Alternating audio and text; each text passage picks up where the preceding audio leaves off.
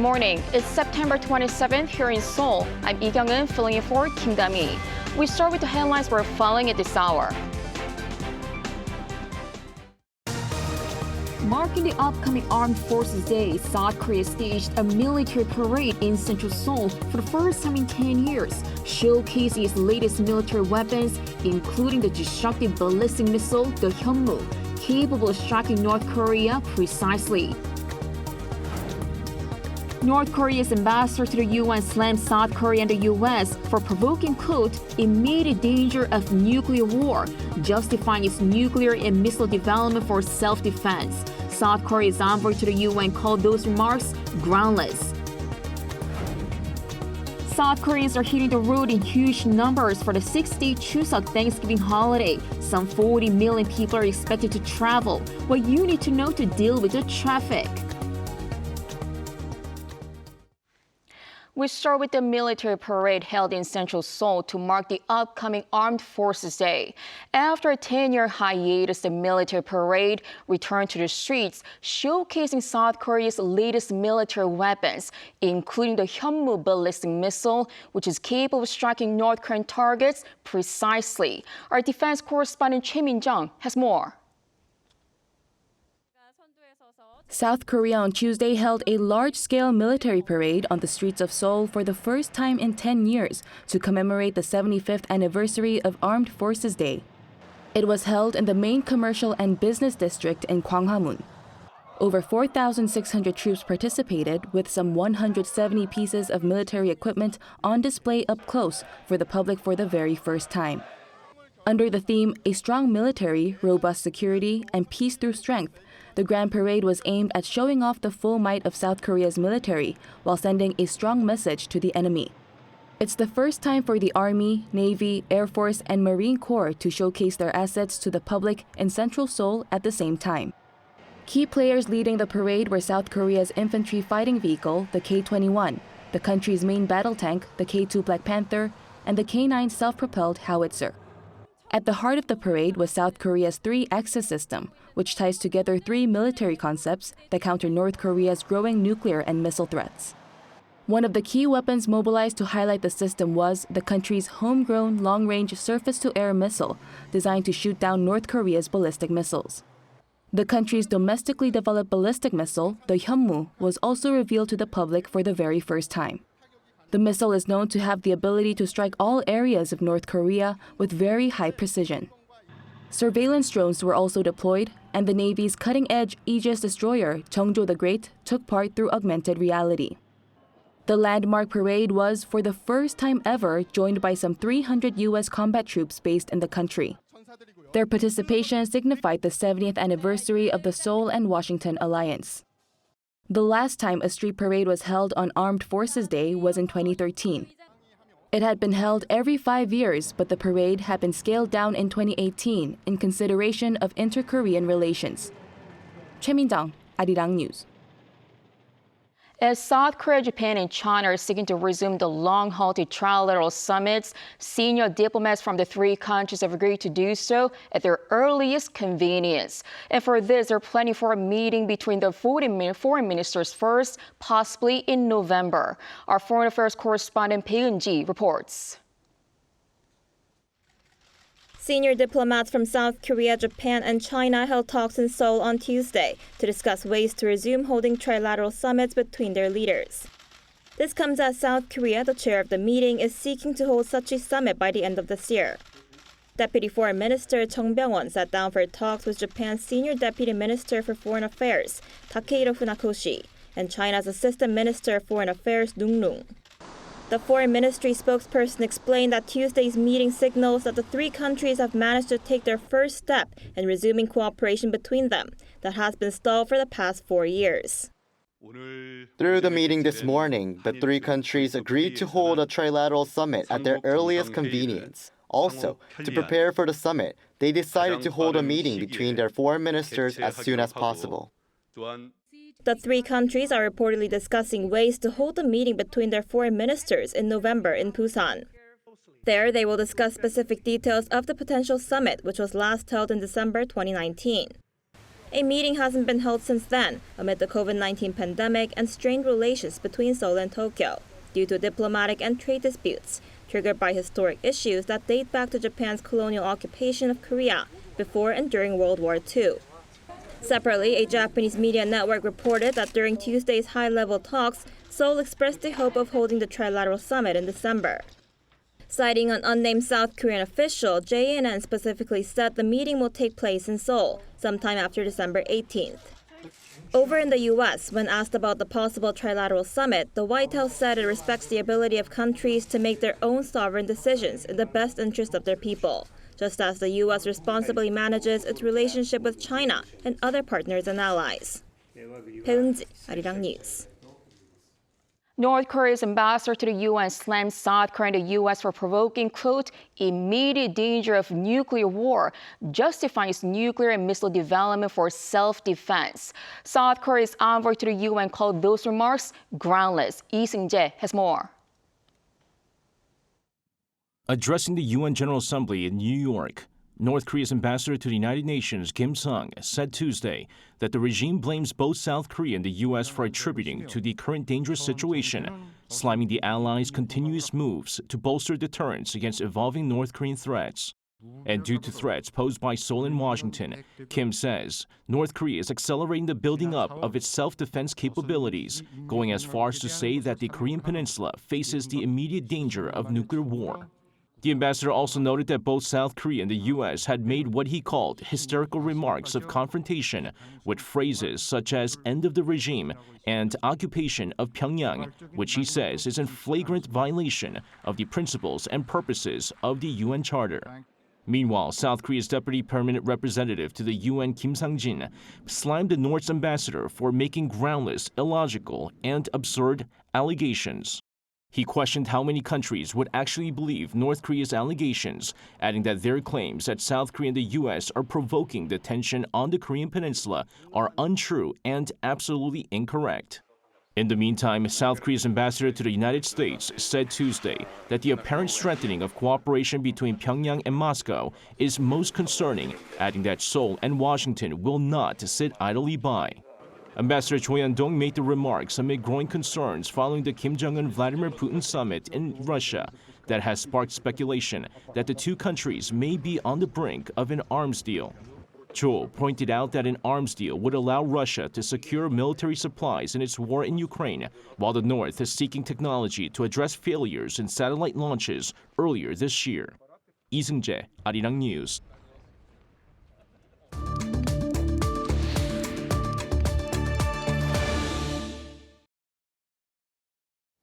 South Koreans will be hitting the road in huge numbers for the 6-day Chuseok Thanksgiving holiday that starts on Thursday. Our Shin Ha-young tells us what you need to know to deal with the traffic. Starting on Thursday, South Korea will begin the Chuseok holiday period, which has been extended to 6 days now that October 2nd has been designated a holiday for this year only. And with a longer break, the number of people traveling is also expected to increase. The government predicts a total of 40.2 million travelers will be on the move between today and next Tuesday, 27% more compared to last year. According to the Korea Transport Institute, in terms of returning to their hometowns, people prefer traveling in the morning hours of the day before Chuseok, specifically between 10 and 11 a.m. For the return trip, people have expressed preference for the afternoon hours on the day after Chuseok, which is Saturday between 2 and 3 p.m., as well as the afternoon on Sunday between 3 and 4 p.m. The institute expects the most holiday period traffic congestion the day of Chuseok itself, as well as on the day after. During the busiest hours, it could take up to more than 10 hours to travel from Seoul to Busan by car, a journey that can usually be done in around 6 hours. For returning to Seoul from Busan, it could take up to more than 8.5 hours. The Ministry of Land, Infrastructure and Transport decided to focus on several key aspects, including enhancing convenience for travelers, expanding public transportation, and strengthening traffic safety. To ease the traffic congestion, the government is also going to waive highway toll fees for 4 days from Thursday. And with more people on the road, there will also be more temporary restrooms set up at highway rest areas. Shin Ha-young, Arirang News. It's not just the traffic that's causing a burden during the Chuseok holiday. Price pressures are another concern South Koreans are bracing for. To discuss more about the Thanksgiving holiday, we're joined by Professor Chuseok from Sookmyung Business School. Welcome to the program. Morning. Good morning there. Well, Professor, first of all, we're seeing high prices, especially for agricultural products. What is driving the trend?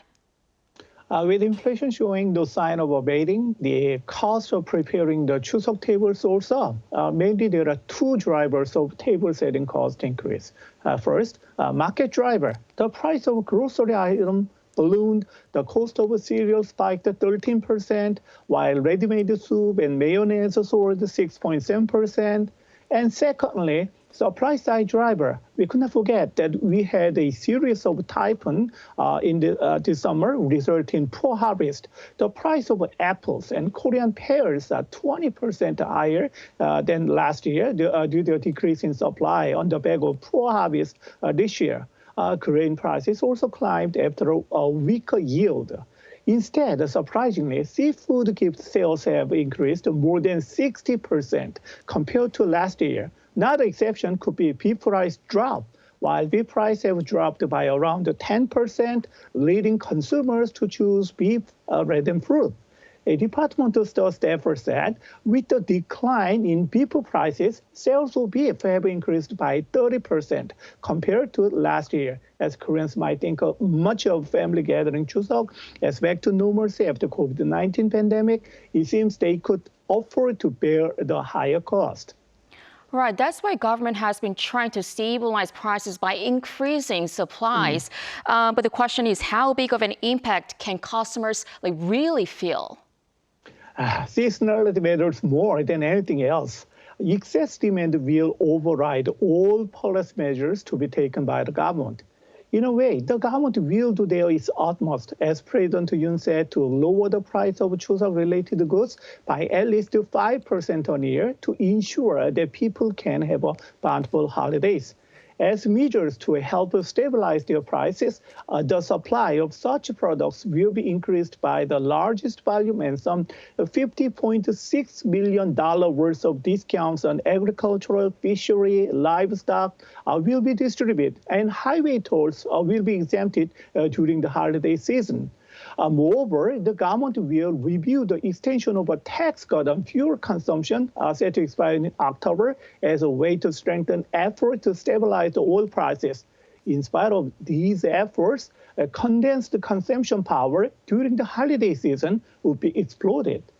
Inflationary pressure in this market cannot easily be mitigated, and it will be hard to feel.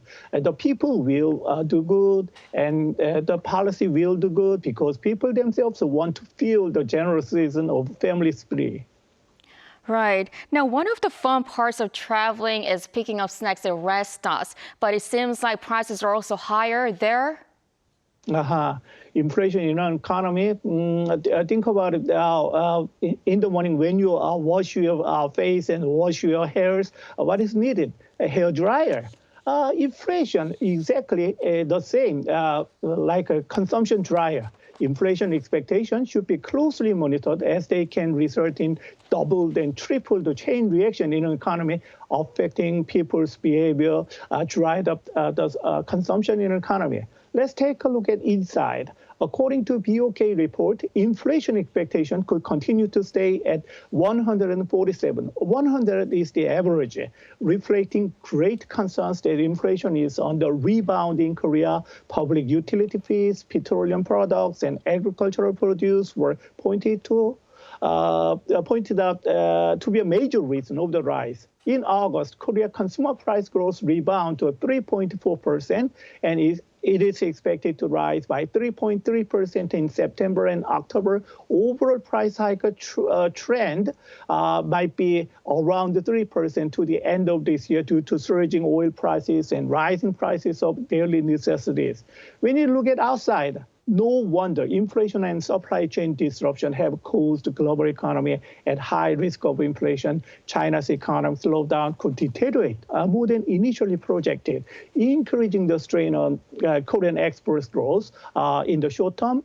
And Korean economy would be exposed to potentially higher price because Korea heavily depends on imported goods. In brief, the concerns about the weak export and contraction in the purchasing power in the market due to the rise in overall price pull down the consumers' sentiment, namely pessimistic forecast on the overall economy. Right. Now, so the holiday was extended to 6 days to boost domestic consumption. Now, are we expecting people to spend their money despite these high price pressures? Most Koreans had a plan to enjoy 3 days of Chuseok season before, but thanks to President Yoon's decision by designating October 2nd as a temporary holiday, now people could be able to enjoy uninterrupted 6-day break from September 28th to October 3rd. I could understand that the government is doing their job properly to increase the consumption in the market within their role and responsibility. It could be understood for the government trying every means possible to expand and boost up the economic cycle. It follows the government to push it to increase flight and simplify arrival procedures to encourage foreign tourists to visit their country and help vitalize spending in the domestic economy.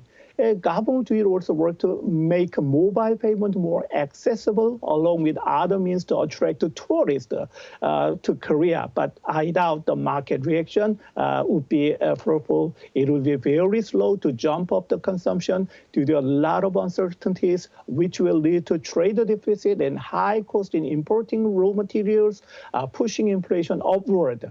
People forecast a pessimistic view in the future. It is also true. Experts say inflation might not have reached its peak yet due to geopolitical uncertainties driven by the ongoing Russian-Ukraine war. In this respect, policy effect will be very limited to change the bearish market into bullish rebound. All right, Professor, we will have to wrap it up here. Thank you for your insight this morning. Thank you for inviting me.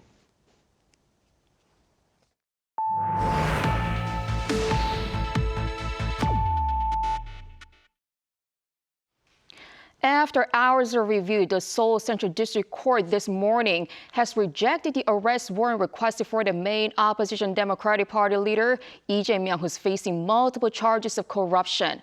The court said there isn't enough critical evidence to detain him. Our Kim Jung-sil reports. At around 4 a.m. on Wednesday, Democratic Party of Korea leader Lee Jae-myung walked out from Seoul Detention Center after receiving the judge's decision. I would like to express my deepest gratitude to the court for clearly proving it is the last bastion of human rights. After more than 9 hours of substantive review of an arrest warrant, the court decided against detaining Lee ahead of a potential trial. In an unusually long statement, Judge Yoo Chang-won said although there seems to be enough evidence of Lee asking for false testimony, there isn't enough evidence to detain Lee for other major allegations, including the Baekhyun-dong development project in Seongnam City, where Lee was accused of exercising breach of trust. The judge also said Lee's involvement in Sangbangul Group's alleged illegal money wiring to North Korea, which the prosecution saw as third-party bribery, has, quote, more room for disputes. The judge also said that given Lee's social status and circumstances, it's hard to conclude that Lee will destroy evidence, a point strongly asserted by the prosecution for the need to detain him. The prosecution will now likely indict him without detention, possibly after the Chuseok holidays.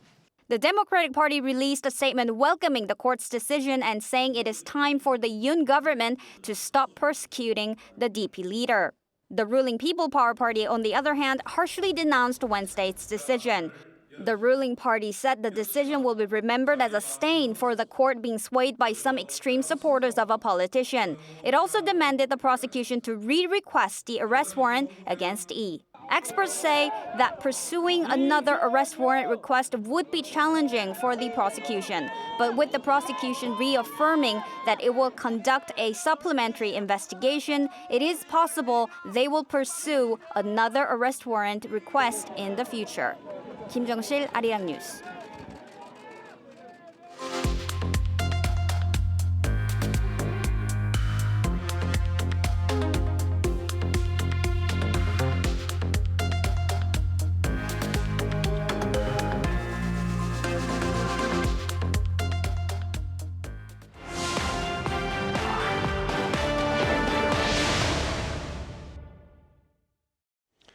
Good morning, I'm Matthew Ashley, and we now turn our attention to the 19th Asian Games in Hangzhou, China.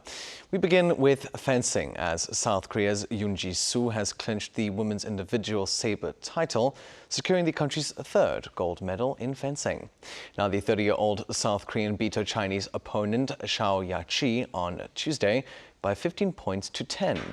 Her convincing victory in the final came after closely contested knockout matches in the round of 16 and semi-finals. The win is Yoon's first individual Asian Games gold. She has 2 golds from previous ASEAN team events and a silver from the Tokyo Olympics. Now, in more gold medal results, Taekwondo athlete Park Hye-jin claimed the top spot in the women's 53-kilogram competition. The 24-year-old beat Lin Wei-chun of Chinese Taipei on Tuesday with a final score of 2-1. Now, Park won the first round before being beaten in the second, but she bounced back in the third round, gaining an early lead and maintaining it until the end. The win marks South Korea's 4th overall gold medal in Taekwondo and the 2nd in its sparring division. It's also Park's first gold at an international multi-sport competition. In swimming, South Korea on Tuesday claimed 3 additional medals to bring their swimming total to 9 and surpassing the country's tally of 6 in the 2018 Games. The result means even greater expectations for South Korea's swimmers, with 3 days of competition left. 2 of the medals were silver, with 1 secured in the men's 4x100-meter medley relay. The team finished behind China after clocking a time of 3 minutes 32.05 seconds for a new national record. The other silver was won by Kim Woo-min, who finished behind his Japanese counterpart in the men's 1,500-meter freestyle with a time of 15 minutes 03.29 seconds. And the third medal, a bronze, was claimed by Yoon Ji in the women's 200-meter backstroke. And finally, South Korea got its first taste of gold in Judo at this year's Games, thanks to a winning performance by Kim Ha-yoon in the women's over 78-kilogram class. Now, it's the first time South Korea has won an ASEAN gold medal in this weight division. Kim narrowly beat opponent Shu Xiyan of China on Tuesday after Kim delivered a large outer reap, or osotogari, 43 seconds into the match. The move destabilized Shu and allowed Kim to suppress any attempts at a counter-attack. Kim's win came alongside 2 other judo medals for Korea on the same day. They include a bronze in the women's 78-kilogram and a bronze in the men's 100-kilogram events. Let's now take a look at the medal standings and the upcoming schedule.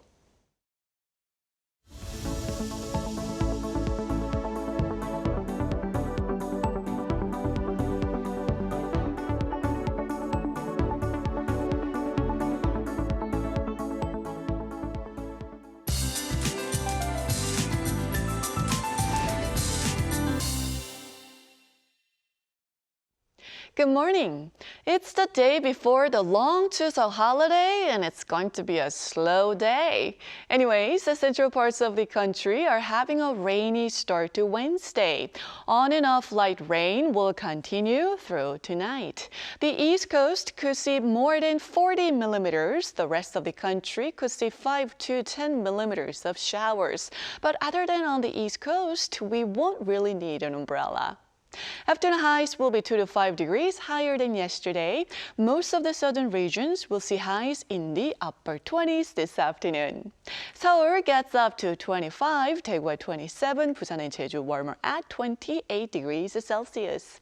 Skies will be cleared just in time for the Chuseok break. But if you are hitting the road early in the morning, there could be some fog, so please drive safely. There will be a gradual drop in temperatures during the holiday. Make sure to have an extra layer when traveling. Many are coming down with a cold these days. That's Korea for you, and here's a look at the international weather conditions.